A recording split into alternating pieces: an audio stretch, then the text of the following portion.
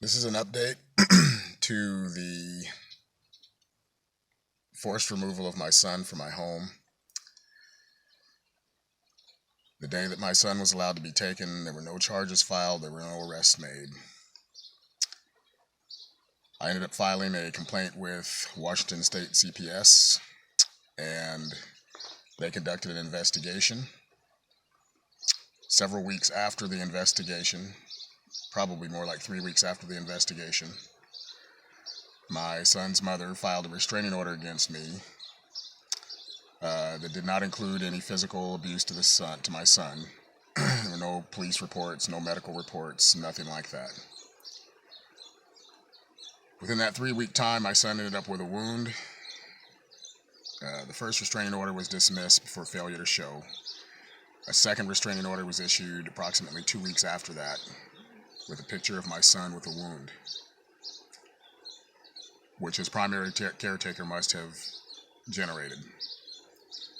This restraining order with the picture of the wound was used to place a permanent restraining order on me, which was one of the reasons I moved to Hawaii. I didn't want any of that kind of conflict.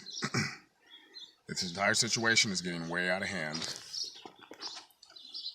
and from my perspective, it's time for men to start fighting back against this complete abuse of justice and discretion by the judges in these family courts. They found a way to keep this out of the criminal arena, where there would be a jury trial and a jury to adjudicate the matter, by placing all of these issues into the civil arena. And in the civil arena, you don't have access to a jury. No rights to a jury trial to adjudicate the matter. It's all done at the behest of one judge to make the decision. I tried to enter evidence into my last restraining order hearing. The judge did not allow it. I tried to gain access to the ex parte sworn statement that my son's mom placed against me, but the county clerk said it did not exist.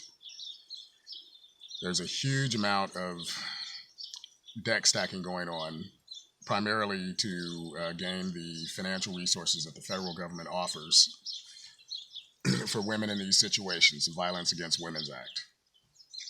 So what started out in what the initial police report says was just a verbal altercation, has now turned into something where I have a restraining order placed against me, and the system has allowed my son to be abused by his mom.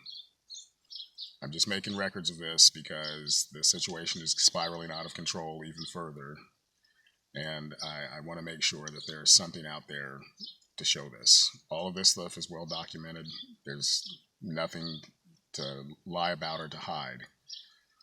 Still no arrest, no anything. It's just now I can't see my son till July.